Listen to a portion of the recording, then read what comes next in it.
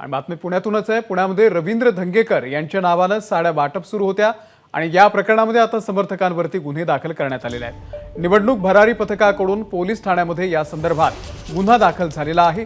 आचारसंहितेचं उल्लंघन केल्या प्रकरणामध्ये हा गुन्हा दाखल झाल्याचं बोललं जात आहे। पुणे लोकसभेचा प्रचार शिगेला पोहोचलाय आणि या माध्यमातून आरोप प्रत्यारोप होत आहेत। आमदार रवींद्र धंगेकर लोकसभेचे उमेदवार आहेत आणि या प्रचारादरम्यान राष्ट्रवादी काँग्रेसच्या घड्याळ या चिन्हाचा उपयोग त्यांच्या पोस्टर्सवरती म्हणा किंवा पॅम्पलेट्सवरती म्हणा करण्यात आल्याचा आरोप राष्ट्रवादी काँग्रेस पक्षाकडून करण्यात आलाय। रवी भाऊ, नक्की काय प्रकार आहे हा? माझ्या लक्षात आल्यानंतर मी प्रिंटिंग मिस्टेक होती ती आणि माझ्या लक्षात आल्यानंतर मी जो छापा आहे त्याला सांगितलं की आपल्या हातनं ही चूक झालेली हे दुरुस्त कर।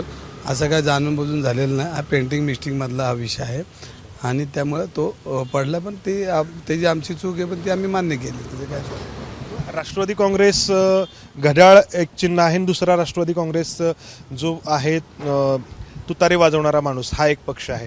तर या पक्षाचे कार्यकर्ते आपल्या प्रचारामध्ये सक्रिय आहेत।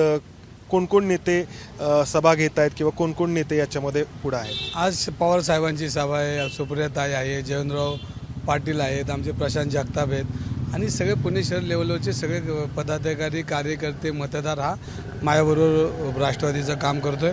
शिवसेना जोरामध्ये काम करते, शिवसेनेची प्रचंड ताकद पुणे शहरामध्ये आहे, ते काम करतात। काँग्रेस आहे, आप आहे, इंडिया आघाडीचे सर्व पद आहेत, सामाजिक संघटना आहेत, अनेक कार्यकर्ते आहेत, महिला संघटना आहेत, ह्या आज पाठिंबा देताना दिसतात आणि ते काम करताना दिसतात। राज ठाकरेंची जी सभा होते आहे तर ती सारसबागेच्या समोरचा रस्ता जो आहे त्या रस्त्यावरती होती आहे आणि त्याबद्दल बरेच काही प्रश्न विचारले जात आहेत ना। आता तो शेवटी त्यांची सभा आहे, ते त्यांची सभा करणार आहेत, त्यांनी कुठं करा हा त्यांचा मत आहे। मी पुणेकर म्हणून मी माझं मत व्यक्त आत्ता करणार नाही, निवडणुकीचा काळ आहे। पुणेकर ते त्यांचं मत व्यक्त करतील, थोडीच मी नाही करणार व्यक्त। पुणेकर त्याला मत व्यक्त करतील, ते त्यांच्याशी बोलतील। तुमच्या एका समर्थकावरती गुन्हा नोंद करण्यात आलाय की साडी वाटप तो करत होता तुमच्या नावाने। बघा, आता मी पुणे शहरात प्रचार करतो, कोण साडी वाटतं का वाटतं हे मला माहीत नाही, पण काय झालं असेल तर ती माहिती मी घेणार आहे आणि माहिती घेतलं बोलेल मी तुमच्याशी। देवेंद्र फडणवीस जे आहेत ते सातत्याने पुण्यामध्ये बैठका घेत आहेत, प्रचार सभा घेत आहेत। तर तुमच्या विरोधात जे मुरलीधर मोहोळ यांचं आव्हान आहे तर ते आत्ताच्या स्टेजला तुम्ही कसं पाहता आहात?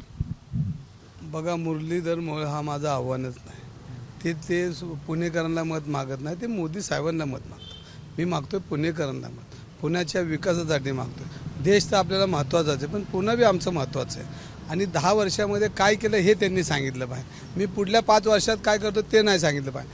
महापौर होते, महापौराची कारकीर्द बघितली, स्टँडिंग कमिटी चेअरमनची कारकीर्द बघितली आणि जे काही दिसतंय आपल्याला आज चॅनलमध्ये, लोकशाही चॅनलमध्ये ह्याचे ते हिशोब जनता करेल, माझा विषय नाही। पण आमचा विषय असा की तुम्ही मागच्या 10 वर्षात काय केलं ते सांगा। आणि पुणे शहर हे विद्येचं माहेरघर आहे, सांस्कृतिक आहे। पुणे शहरामध्ये चांगले तज्ज्ञ लोक राहतात, सर्वसामान्य लोक राहतात।